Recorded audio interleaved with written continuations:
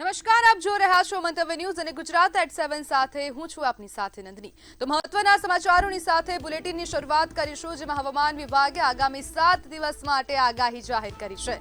દક્ષિણ ગુજરાતમાં ભારે વરસાદની સંભાવના વ્યક્ત કરવામાં આવી, જ્યારે આજે અમદાવાદ સહિતના 13 જિલ્લામાં હળવાથી મધ્યમ વરસાદ અને ગાજવીજની શક્યતા વ્યક્ત કરાઈ છે। અમદાવાદ, ગાંધીનગર, મહેસાણા, અરવલ્લી, ખેડા અને દાહોદ સહિતના જિલ્લાઓમાં છૂટાછવાયા સ્થળોએ હળવાથી મધ્યમ વરસાદની શક્યતા છે। દક્ષિણ ગુજરાતના વડોદરા, ભરૂચ, સુરત, નવસારી, વલસાડ, ડાંગ અને તાપી જિલ્લામાં અનેક સ્થળોએ વરસાદ પડી શકે છે તેવી સંભાવના વ્યક્ત થઈ હતી। સૌરાષ્ટ્ર, મધ્ય ગુજરાતના અન્ય ભાગોમાં હળવાથી મધ્યમ વરસાદની શક્યતા છે।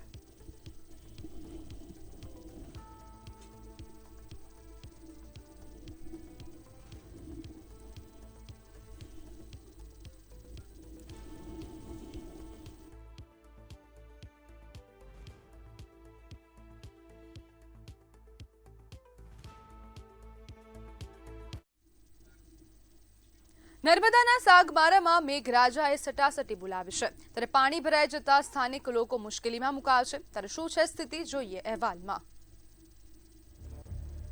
નર્મદાના સાગબારામાં મેઘરાજાની સટાસટી। સાગબારામાં ધોધમાર વરસાદથી પૂર જેવી સ્થિતિ। નદી નાળાઓ છલકાતા ગામડાઓ જળબંબાકાર। હાઈવે ઉપર વાહનોની લાંબી કતારો લાગી। પાણી ભરાઈ જતા સ્થાનિક લોકો મુશ્કેલીમાં।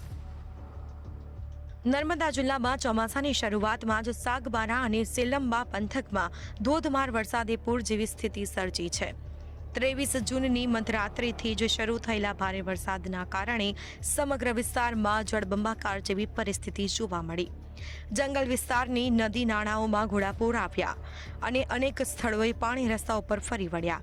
સેલંબાથી નવાપાડા થઈને મહારાષ્ટ્ર તરફ જતો મુખ્ય માર્ગ પાણી ભરાતા બંધ થયો, જેના કારણે હાઈવે ઉપર વાહનોની લાંબી કતારો જોવા મળી। સાગબારામાં સતત વરસાદી માહોલ વચ્ચે પણ નીચાણવાળા વિસ્તારોમાં પાણી ભરાઈ જતા સ્થાનિક લોકો મુશ્કેલીમાં મુકાયા છે। બીજી તરફ નર્મદા જિલ્લાના નાદોદ, તિલકવાડા, ગરુડેશ્વર અને ડેડિયાપાડા તાલુકાઓમાં પણ હજી સુધી નોંધપાત્ર વરસાદ વરસ્યો નથી। આમ એક જ જિલ્લામાં એક તરફ પૂર જેવી સ્થિતિ અને બીજી તરફ કોરાધાકોર વાતાવરણ જોવા મળતા કુદરતનો અનોખો નજારો સર્જાયો। જો કે વાદળછાયા વાતાવરણ અને ઠંડા પવનોના કારણે લોકોને ગરમી અને બફારાથી થોડી રાહત મળી છે। બ્યુરો રિપોર્ટ, મંતવ્ય ન્યૂઝ। મોરબીના જેતપુરમાં ખેડૂતોના આંદોલનને વધુ ગરમાવો જોવા મળી રહ્યો છે। તો શું છે સમગ્ર અહેવાલ, આવો જોઈએ। મોરબી જિલ્લાના જેતપુરમાં ખેડૂતોના અમરનાથ ઉપવાસ આંદોલનનો આજે 7મો દિવસ છે। ખેડૂતો પોતાની પડતર માંગણીઓને લઈને મક્કમ હોતા વહીવટી તંત્રમાં ભારે દોડધામ મચી છે। સરકારી પ્રતિનિધિઓ 2 વખત ઉપવાસ છાવણીએ પહોંચ્યા હતા। ખેડૂતોએ ગાંધીનગર ખાતે રજૂઆત કરવા માટેનો સંદેશો આપ્યો હતો, જોકે ખેડૂત આંદોલન સમિતિએ તેનો ઇનકાર કરી દીધો હતો। ખેડૂતોનું કહેવું છે કે જ્યાં સુધી માંગણીઓને લઈને લેખિત બાંહેધરી નહીં મળે ત્યાં સુધી કોઈ નિર્ણય લેવામાં આવશે નહીં। જોકે મામલો ઉગ્ર બનતા કલેક્ટર અને જિલ્લા પોલીસ વડા સહિતના ઉચ્ચ અધિકારીઓનો ઉપવાસ છાવણી પર દોડી ગયો હતો। લાંબા ઉપવાસને કારણે એક શખ્સની તબિયત લથડતા તેમને સારવાર અર્થે હોસ્પિટલ ખસેડવામાં આવ્યા હતા।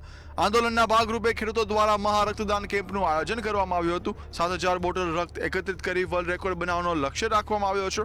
ખેડૂતોના આક્રમક વલણથી સમગ્ર પંથકમાં તણાવભર્યો માહોલ જોવા મળી રહ્યો છે।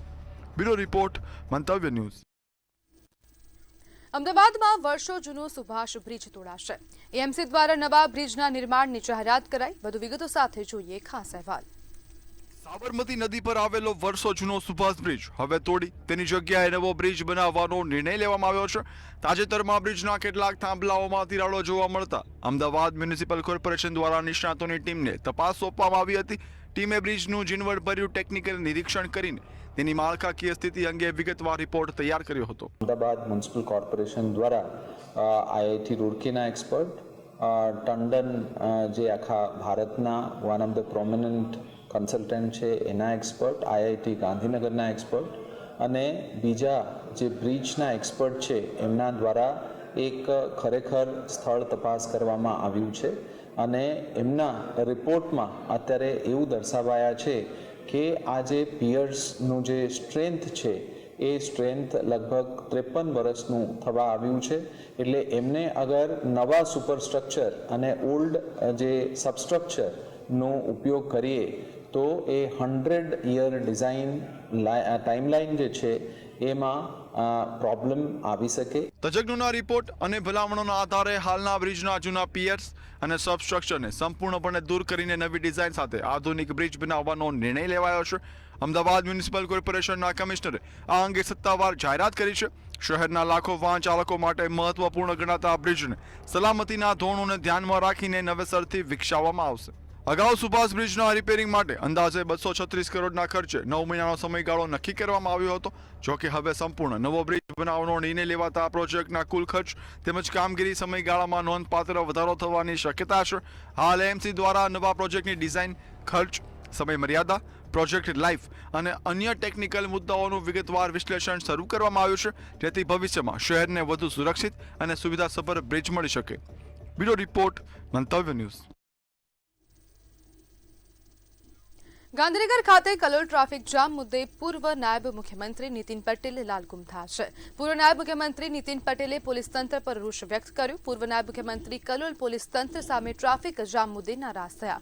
પોલીસ કર્મચારીઓ સ્થળ પર ન દેખાતા ઉધડો લીધો હતો. ટ્રાફિક વ્યવસ્થાને લઈને પોલીસની કામગીરી પર સવાલ ઉઠાવ્યા. ગેરહાજર કર્મચારીઓ અંગે એસપીને ફરિયાદ કરવા સૂચના આપવામાં આવી છે. તેમજ ટ્રાફિક નિયંત્રણમાં બેદરકારી મુદ્દે નીતિન પટેલ દ્વારા આક્રમક વલણ અપનાવવામાં આવ્યું છે.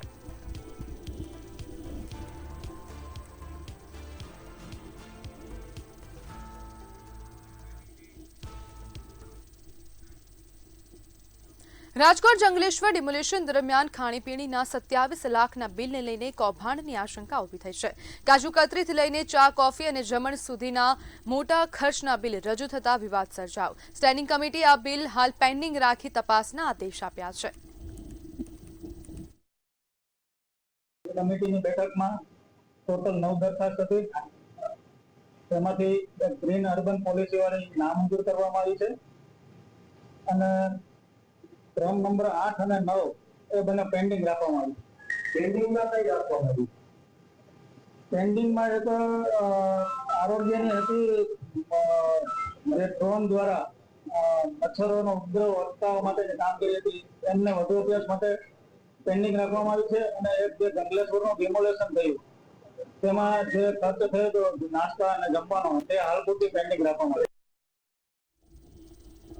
ખેડા જિલ્લાના કપડવંજ નજીક આવેલી નર્મદા નહેર સુસાઇડ પોઈન્ટ બની છે. 24 કલાક દરમિયાન 2 લોકોએ ઝંપલાવી જીવન ટૂંકાવ્યું. એક વૃદ્ધ અને એક યુવાને આપઘાત કર્યો હોવાનું સામે આવ્યું છે.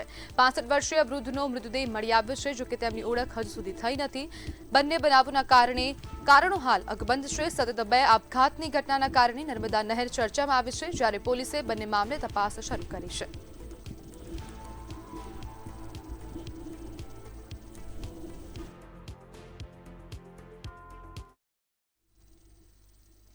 અમદાવાદ જિલ્લાના બાવડા તાલુકાના ભાયલા ગામ નજીક પ્રદૂષણનો ગંભીર મામલો સામે આવ્યો છે, જ્યાં એક કંપની દ્વારા બેફામ રીતે વાયુ પ્રદૂષણ ફેલાવવામાં આવતું હોવાના આક્ષેપો કરવામાં આવ્યા. બાવડા બગોદરા હાઈવે પર આવેલી એક્સપ્રેસ સોલ્વ કંપનીમાંથી દિવસ રાત ઝેરી કાળા ધુમાડાના ગોટે ગોટા નીકળી રહ્યા છે. સ્થાનિક ગ્રામજનોનું કહેવું છે કે જેના કારણે સમગ્ર વિસ્તારમાં પર્યાવરણ પ્રત્યે ચિંતાજનક સ્થિતિ ઊભી થઈ છે.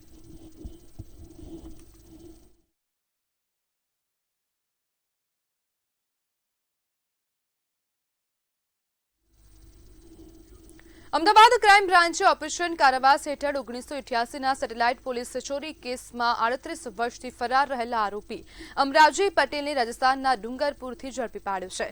આરોપી મધ્યપ્રદેશમાં ઓળખ છુપાવી ચા નાસ્તાની લારી ચલાવી રહ્યો હતો. હ્યુમન સોર્સ અને ટેકનિકલ સર્વેલન્સના આધારે લાંબી તપાસ બાદ તેની ધરપકડ કરવામાં આવી. વતનમાં મરણ પ્રસંગે આવતા તેની ઉપર નજર પડી અને ક્રાઇમ બ્રાન્ચે કાર્યવાહી કરીને તેને અમદાવાદ લાવી જેલ હવાલે કરવાની પ્રક્રિયા શરૂ કરી.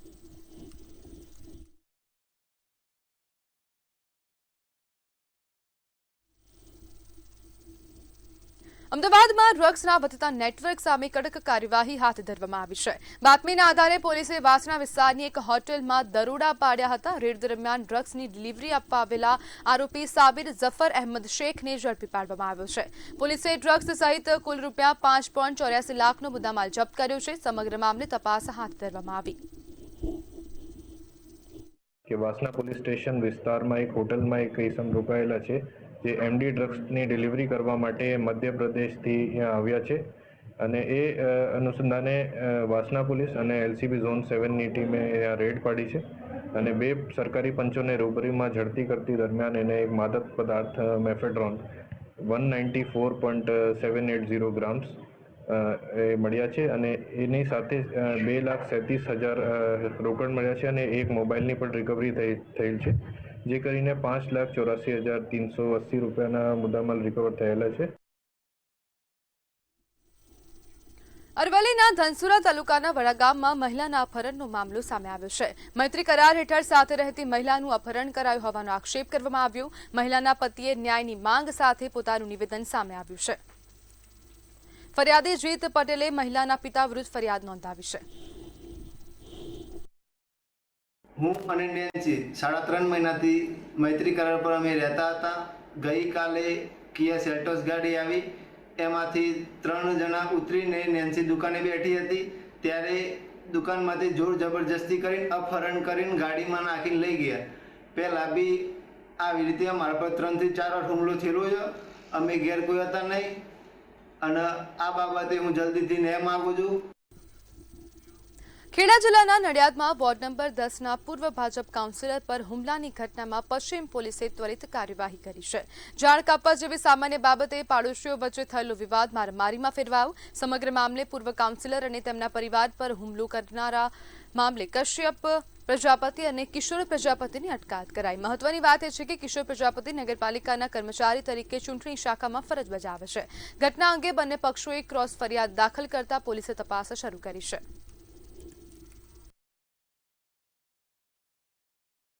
ત્યારે આ કશ્યપભાઈના જે સસરા છે એ કિશોરભાઈ વરિયા એ પોતે લાકડાનો દંડો લઈને આવેલા અને એમને આ લાકડાના દંડાથી રૂપિતભાઈને, એમના માતા અને એમના પિતા પિયુષભાઈને માર મારેલો. જે અનુસંધાને પોલીસે વિગતવારની ફરિયાદ નોંધી લીધેલી છે.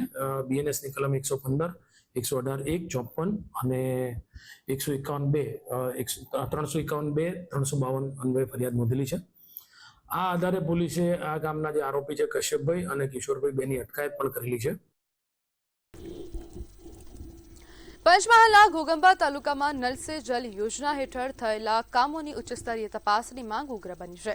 ગ્રામજનો, જાગૃત નાગરિકો, સામાજિક આગેવાનો અને આદિવાસી સમાજના પ્રતિનિધિઓએ જિલ્લા કલેક્ટરને આવેદનપત્ર આપ્યું. અરજદારોનો આક્ષેપ છે કે સરકારી રેકોર્ડ અને વાસ્તવિક સ્થિતિ વચ્ચે ગંભીર તફાવત છે. પોર્ટલ પર અનેક ગામોમાં યોજના 100% પૂર્ણ દર્શાવવામાં આવી હોવા છતાં પીવાના પાણીની સમસ્યા યથાવત છે. ગુંદી, વાવકુલી, સાજોરા સહિતના ગામોમાં સ્થળ તપાસ, દસ્તાવેજોની ચકાસણી અને ગેરરીતિ કરનાર જવાબદારો સામે કડક કાર્યવાહી કરવાની માંગ ઉઠી છે.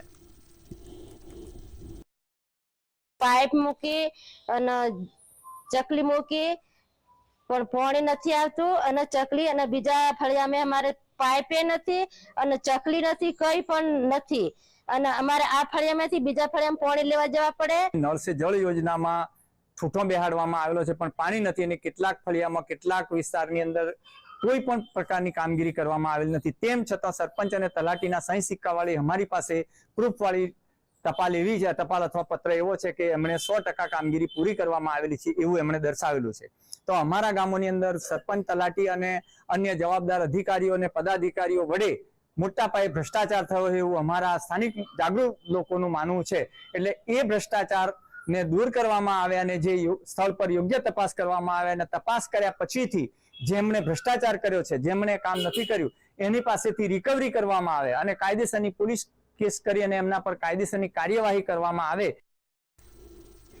મહેસાણા મહાનગરપાલિકાની પ્રથમ સાધારણ સભા દરમિયાન રાજકીય ઘમાસાણ જોવા મળ્યું. ભાજપના મહામંત્રી ભગાજી ઠાકોર કમિટીઓની જાહેરાત કરવા માટે ઉભા થતા કોંગ્રેસ કોર્પોરેટરોએ તેનો વિરોધ નોંધાવ્યો. વિરોધ વચ્ચે ભાજપ અને કોંગ્રેસના કોર્પોરેટરો આમને સામને આવી ગયા. અધિકારીઓને સભામાંથી બહાર જવા કહેવાના મુદ્દે પણ વિવાદ ઉગ્ર બન્યો. કોંગ્રેસે સમગ્ર પ્રક્રિયાને નિયમો વિરુદ્ધ ગણાવીને કડક વિરોધ નોંધાવ્યો છે. કમિશનર શ્રી, મેયર અને ડેપ્યુટી મેયર વગેરે પદાધિકારીઓ ઉપસ્થિત હતા, અધિકારીઓ હતા, સર્વ સભ્યશ્રીઓ હતા. તેમની હાજરીમાં આ સભાનું સંચાલન કોઈ પાર્ટી એટલે ભારતીય જનતા પાર્ટીના હોદ્દેદાર કરે અને એવું કહેવામાં આવે કે ભાઈ તમે બધા અત્યારે બહાર બેસો એટલે અમે અમારી ચર્ચા કરી લઈએ. આવી કમિશનરને પણ એમને વાત કરી કે તમે બધા કમિશનર શ્રી બહાર બાજુના રૂમમાં બાજુની ચેમ્બરમાં બેસો, અમે આ ચર્ચા કરી લઈએ અમારી પાર્ટીના મેન્ડેટની. એટલે આ વાત બિલકુલ યોગ્ય નથી. અમારા સભ્યોએ કીધું કે ભાઈ આ કોઈ ભારતીય જનતા પાર્ટીનો મંચ નથી. મહાનગરપાલિકાની આજ રોડની સાધારણ સભાની અંદર ભારતીય જનતા પાર્ટીના હોદ્દેદાર સ્ટેજ ઉપર આવી અને સભાના અંદર વિક્ષેપ પાડી અને સભાને ગેરકાયદેસર રીતે સંચાલન કરવા માટે માઇક લઈ અને એમની પાર્ટી લાઈન મુજબનું કંઈક અહીંયા ભાષણ આપવા માંડ્યા. એ ખરેખર ગેરકાયદેસર છે. મ્યુનિસિપલ એક્ટની જોગવાઈઓ મુજબ જોવા જઈએ તો કાઉન્સિલરશ્રીઓ હોય કે પદાધિકારીઓ હોય અને અધિકારીઓ હોય તે જ સભાની અંદર ભાગ લઈ શકે છે. રાજકીય પાર્ટીના કોઈ પણ ગમે તેવો મોટો હોદ્દો ધરાવતા હોય એ રહે કે નાનો હોદ્દો ધરાવતા હોય એમને કાયદાકીય રીતે સભાની અંદર બોલવાનો કોઈ પણ જાતનો અધિકાર. એક તરફ રાજ્યભરમાં શાળા પ્રવેશોત્સવની ઉજવણી થઈ રહી છે, ત્યારે બીજી તરફ તાપી જિલ્લાના સોનગઢ તાલુકાના મોટા બંદરપાડા ગામમાં 6 દીકરીઓ અને 4 દીકરાઓ શિક્ષણથી વંચિત રહેવાનો વારો આવ્યો છે. બાળકો અને તેમના માતા પિતા ભણવાની ઈચ્છા ધરાવતા હોવા છતાં જરૂરી દસ્તાવેજોના અભાવે તેમને શાળામાં પ્રવેશ આપવામાં આવ્યો નથી. તમારી છોકરીનું શું નામ છે? રોશની. રોશની. રોશની કેટલા વર્ષની થઈ? 9 વર્ષ. 9 વર્ષની. સ્કૂલે જાય છે? નહીં. નથી જતી. કેમ નથી જતી? દાખલા માંગે તે. દાખલા માંગે? દાખલા નથી તમારી પાસે? નથી. તમે તલાટી પાસે કેટલા દાખલો કઢાવવા ગયેલા?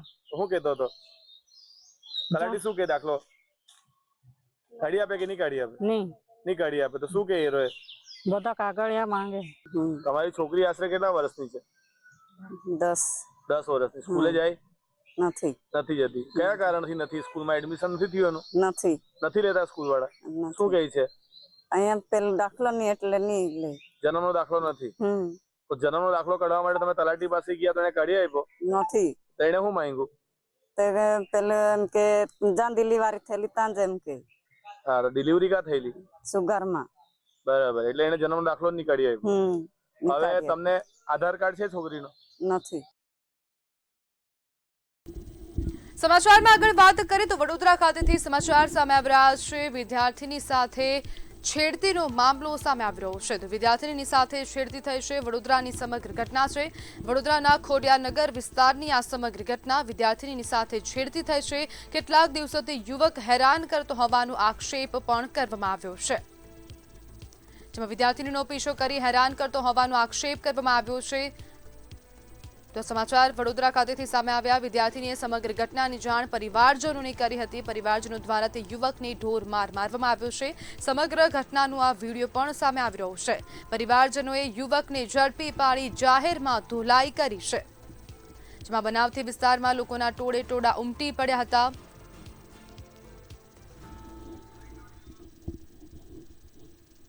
અઠવાડિયે 10 દિવસ કોમ્પ્યુટર ક્લાસમાં જતી હતી વેકેશનમાં તેને તો એની પાછળ રિક્ષાની રાહ જોઈને બેન તો તઈ જઈને ઊભો રહી જાય છે અને એવું કહે છે કે ચાલ તને છોડી દઉં તો મારી છોકરી બીકના મારે રિક્ષામાં બેસી જાય છે. તો રિક્ષાનો પીછો કરતો કરતો છેક મારા ગેટ સુધીને આવી ગયો હતો અને પછી છોકરીને આંખ મારીને છોકરી બીને ગેટની અંદર ઘૂસી જાય છે. ઉપર છેક 5મા માળે આવી જાય છે તો ગેલેરીથી જોવે છે તોય નીચે ઊભો હોય છે વયો.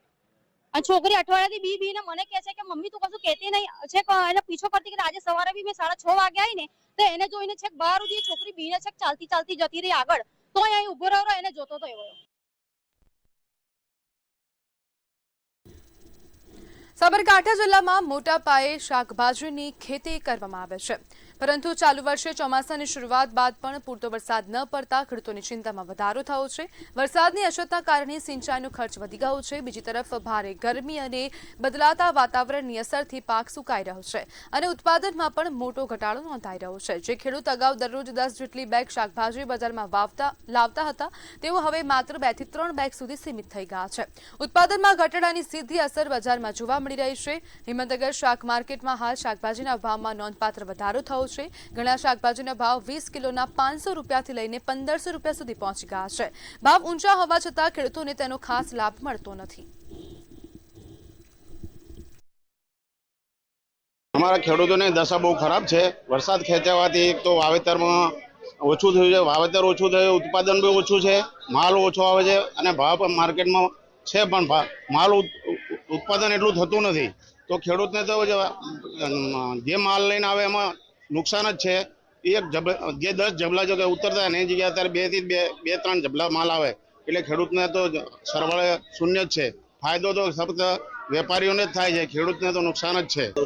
વરસાદ ખેંચાવાના કારણે તો ઘણા પ્રયત્નો છું. આ બધું વેપારીઓને તો તેજી દેખાય, ખેડૂતોને દેખાતી નથી. આજે અમે સવારે વહેલા 5 વાગે ઉઠીએ, શાકભાજી વેણીને મજૂર કરીને લાવીએ. આજે પેટ્રોલના ભાવ ગણો, ડીઝલના ભાવ ગણો, અમને કશું પોહાતું નહીં, દવાઓના ભાવ ગણો. આ બધું માર્કેટમાં વેપારીઓને જ તેજી રહે, ખેડૂતોને કોઈ તેજી નથી. વરસાદ ખેંચવાના કારણે અમારે 5 પાઉચ શાકભાજી નીકળતી એ 2 પાઉચ નીકળે છે, તો એ પણ ભાવ મળતા નથી. આજે વરસાદ ખેંચાવાથી માલની આવક ઓછી થઈ ગઈ છે. આ ગરમી પડે છે, તડકો પડે છે, એનાથી માલ બધો બગડી ગયો છે ખેડૂતોનો. અને માર્કેટમાં જે 100% આવક આવતી હતી એની જગ્યાએ આજે 40% આવક આવવાની શરૂ છે. એના કારણે માલના ભાવમાં તેજી જોવા મળી છે. આજે સરેરાશ બજાર શાકભાજીમાં નીકળ્યું 500 થી માંડી 1500 રૂપિયા સુધી બજાર નીકળ્યું. કઈ કઈ શાકભાજી મોંઘી થઈ છે? આજે ચોળી, ગવાર છે, ભીંડા છે, આ બધી વસ્તુ મોંઘી છે. અને આવી પરિસ્થિતિ જો રહેશે તો આવનારા દિવસોમાં 40 માંથી 20% શાકભાજી થઈ જશે. વલસાડમાં જિલ્લા કોંગ્રેસ દ્વારા નીટ પરીક્ષામાં થયેલી કથિત ગેરરીતિઓના મુદ્દે પત્રકાર પરિષદ યોજાઈ હતી. જિલ્લા કોંગ્રેસ પ્રમુખ કિશન પટેલની અધ્યક્ષતામાં યોજાયેલી આ બેઠકમાં કોંગ્રેસના અગ્રણીઓ અને કાર્યકર્તાઓ મોટી સંખ્યામાં ઉપસ્થિત રહ્યા હતા. કોંગ્રેસે પરીક્ષાઓમાં પેપર લીક અને ગેરરીતિના વધતા બનાવો અંગે ગંભીર ચિંતા વ્યક્ત કરી.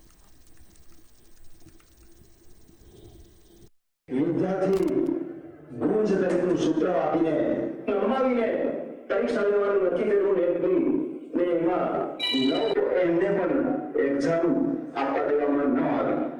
એના કરતા પણ જોઈએ તો ઘણા જગ્યાએ આવી સ્થિતિ પણ સર્જાય.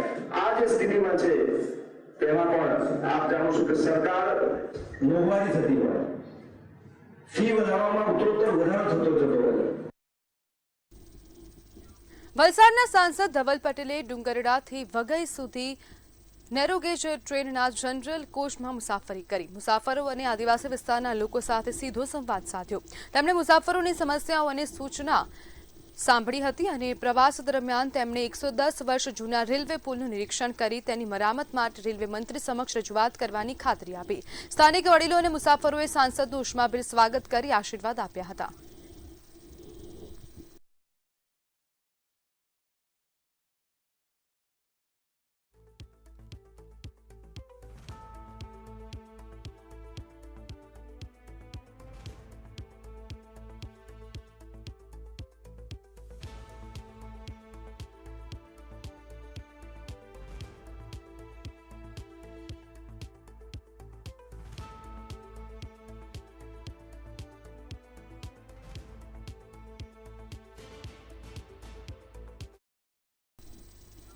અમદાવાદ નારણપુરા પોલીસે ટેકનિકલ એનાલિસિસ અને હ્યુમન ઇન્ટેલિજન્સના આધારે ઓનલાઈન ગેમિંગ અને ગેરકાયદેસર બેટિંગના મોટા રેકેટનો પર્દાફાશ કર્યો છે.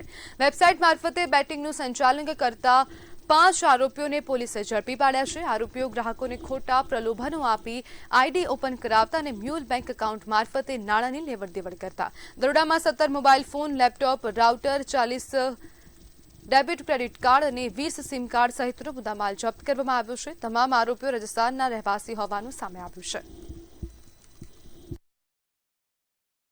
જગ્યા ઉપરથી 5 આરોપીઓને પકડી લેવામાં આવેલા છે. તેમની પાસેથી એક લેપટોપ, એક રાઉટર, 40 અલગ અલગ બેંકના ડેબિટ કાર્ડ, 17 અલગ અલગ કંપનીના મોબાઈલ ફોન અને 20 જેટલા અલગ અલગ કંપનીના સિમ કાર્ડ બરામદ કરવામાં આવેલા છે.